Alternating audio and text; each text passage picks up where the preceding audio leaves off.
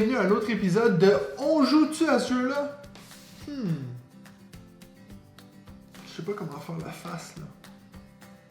Aujourd'hui, je suis super content parce qu'on va parler d'un de mes jeux préférés. On va parler de Les Loups-Garous.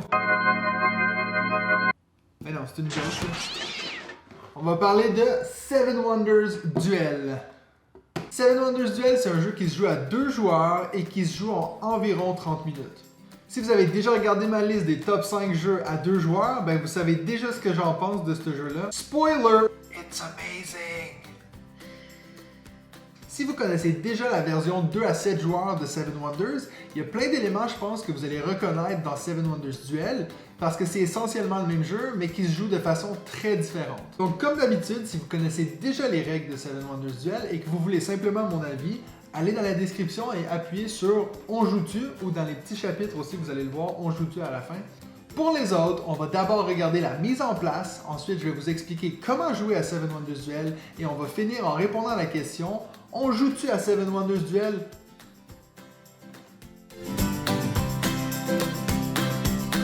Donc la première chose qu'on va faire, c'est de prendre les paquets âge et mélanger et retirer les 3 premières. Ensuite, on va mélanger les cartes guild, en choisir 3 et les ajouter au paquet de l'âge 3. Ensuite, on va mélanger les cartes merveille, en placer 4 au centre de la table. Et le premier joueur devra prendre une merveille, donc lui en choisit 1. Le deuxième joueur va en choisir 2. Et ensuite, le premier joueur va prendre la dernière carte qui reste. On va répéter le procédé avec 4 autres cartes qu'on va placer au milieu. Et puis cette fois-ci, c'est le deuxième joueur qui va prendre la première carte, 2 chez le premier joueur, et la dernière va aller chez le deuxième joueur. Donc les 2 joueurs auront 4 merveilles chaque. Ensuite, on va prendre le plateau conflit et le placer à côté de l'aire de jeu. On va placer le jeton militaire au milieu de la piste. Et on va prendre 5 jetons scientifiques au hasard et les placer sur la piste scientifique. Ensuite, on va placer les petits jetons ici d'armée.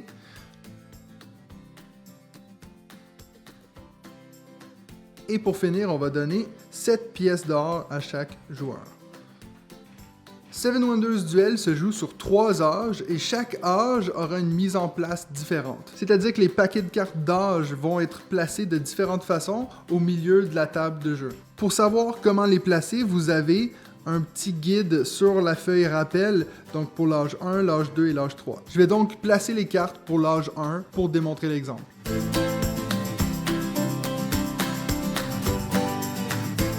Donc voilà, on serait prêt à commencer l'âge 1. On va répéter le même processus une fois que les cartes seront vides pour l'âge 2 ainsi que l'âge 3. Je voulais juste attirer votre attention à un élément qui est très important pour comprendre Seven Wonders Duel, qui était la même chose avec le Seven Wonders de base. Et c'est toujours sur cet élément que quand j'explique le jeu à des nouveaux joueurs, c'est là-dessus qu'ils ont de la misère à comprendre.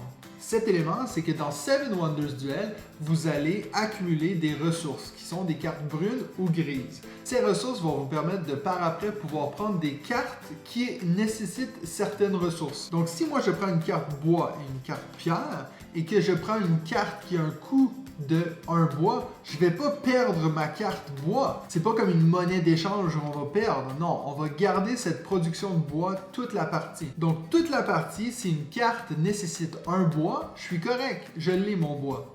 Et puis si elle nécessite une pierre, je suis aussi correct, je l'ai là. Par contre, si une carte nécessite 2 bois, je peux pas dire que je les ai parce que j'en ai qu'une.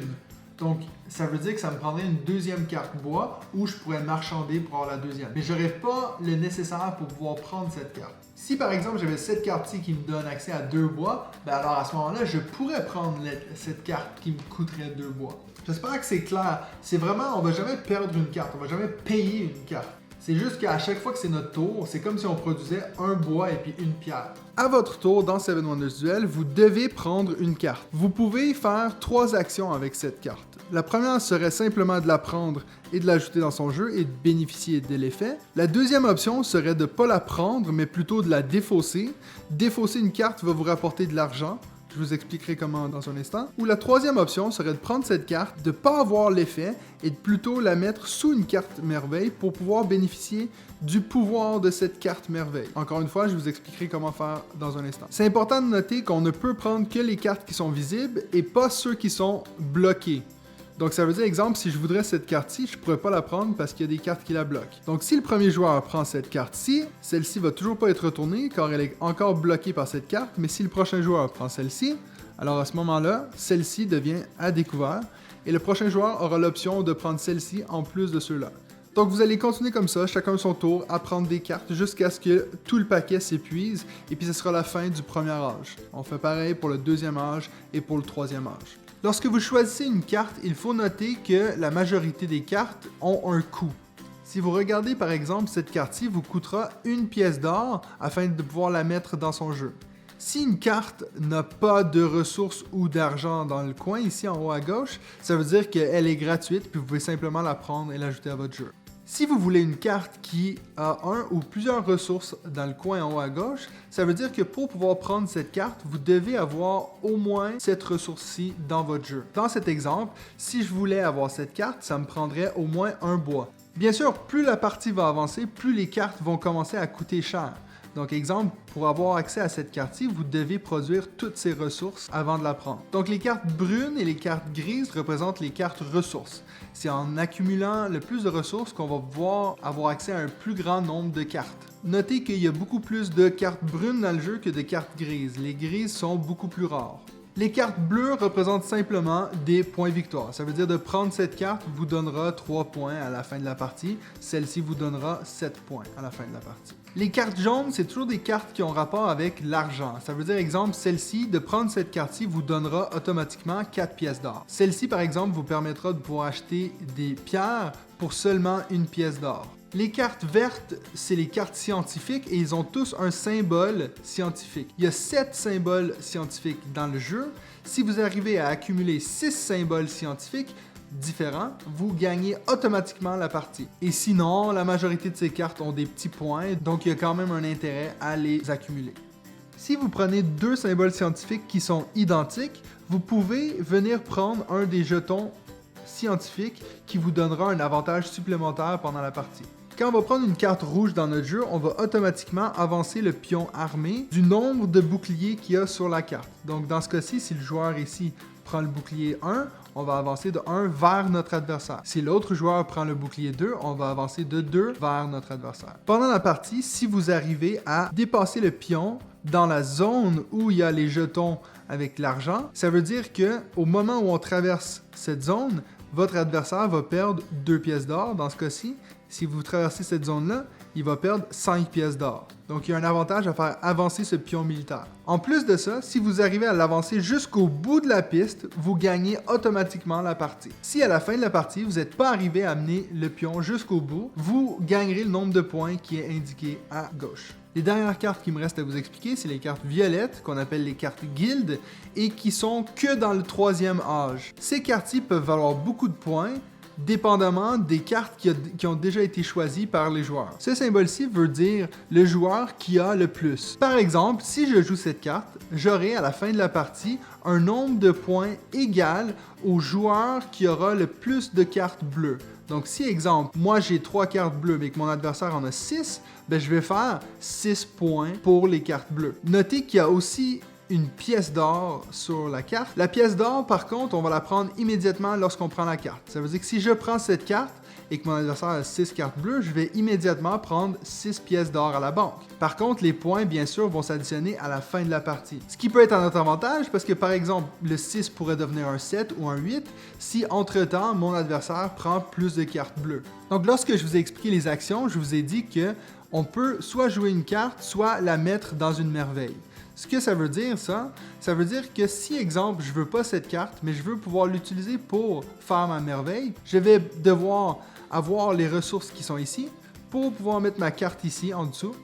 Et donc, j'aurai mes 9 points dans ce cas-ci, dans cet exemple de les pyramides. Notez que lorsqu'on met une carte en dessous, on n'est pas obligé de payer le prix de production qui est là. Notez qu'il ne peut y avoir que 7 merveilles de construites. Donc si on en a 3 ici de fait, et que notre adversaire en fait une 4e, alors celle-ci est immédiatement défaussée. Lorsque vous défaussez une carte, ça veut dire que vous ne la voulez pas, vous voulez faire de l'argent, alors vous allez prendre cette carte, la mettre dans la défausse, et prendre un nombre de pièces égal à 2, plus le nombre de cartes jaunes que vous avez. Donc si moi je défausse une carte avec les cartes que j'ai en jeu ici, je défausse une carte, je fais 2 pièces, 3, 4. Donc ça me ferait 4 pièces d'or.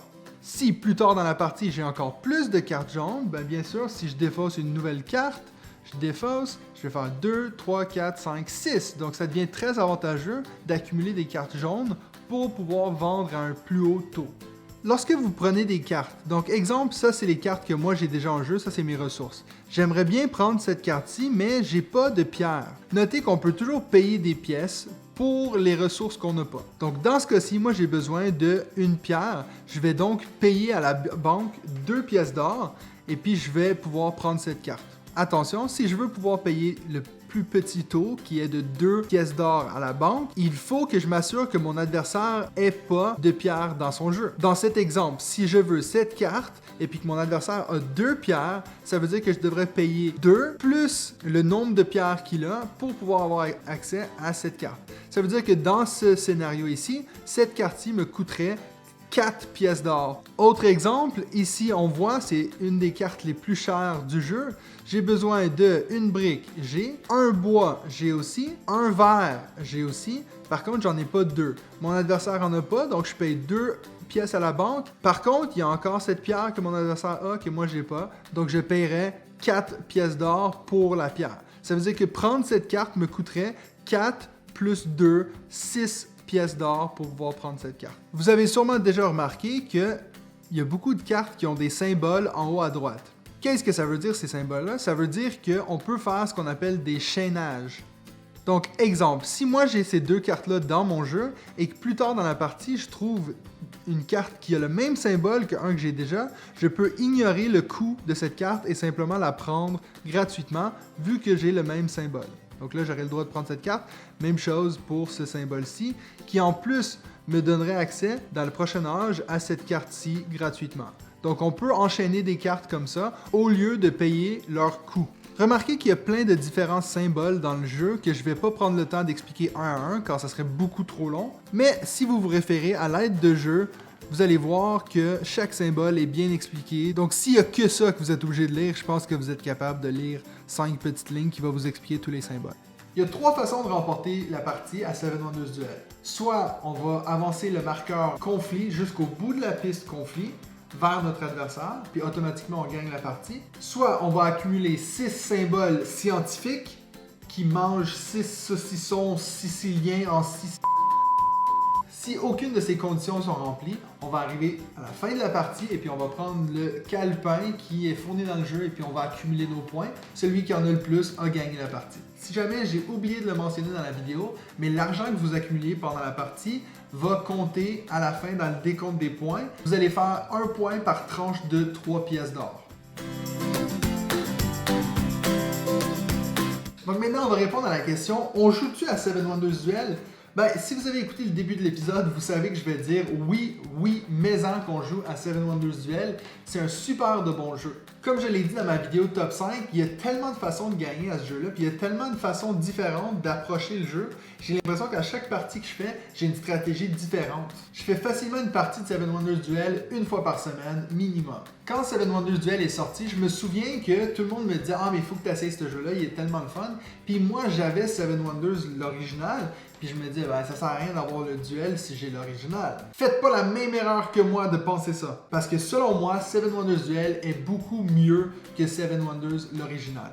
Dans Seven Wonders, l'original, on joue à plusieurs, mais au final, on joue juste avec nos 2 voisins. Fait que c'est pas non plus comme s'il y avait énormément d'interactions entre les joueurs. Puis Seven Wonders Duel, l'effet de voir les cartes qui sont sur la table vous aide à créer une stratégie, donc vous voyez un peu d'avance, et puis vous avez qu'un adversaire devant vous. Donc on a vraiment plus l'impression d'être en guerre contre notre adversaire. Puis je pense que sur les 200 parties que j'ai faites de Seven Wonders Duel, c'est arrivé peut-être 5-6 fois que je pouvais vraiment voir dès le début, ah là, je suis vraiment en train de me faire battre ou je suis en train de vraiment lessiver cette personne-là. Donc c'est souvent très proche et puis quand on arrive au décompte final, c'est un peu le suspense de savoir c'est qui a gagné. Dans toutes les vidéos que j'ai faites jusqu'à maintenant, je vous ai suggéré des jeux, je vous ai donné des suggestions, mais je ne peux pas vous faire une plus grande suggestion que de tester Seven Wonders Duel. Si vous avez des enfants au-dessus de 13-14 ans, je suis sûr qu'ils vont adorer, même votre conjoint, votre conjointe, même s'ils sont pas très jeux de société, je suis sûr que si vous leur laissez la chance, 1 ou 2 parties, ils vont adorer ce jeu. Et puis vous pensez quoi de Seven Wonders Duel? Est-ce que vous trouvez comme moi que c'est beaucoup mieux que l'original ou vous préférez la version avec plusieurs joueurs? Dites-moi-le dans les commentaires et n'hésitez pas à m'écrire des suggestions pour des vidéos futures. D'ici là, on se revoit dans un prochain épisode de On joue-tu?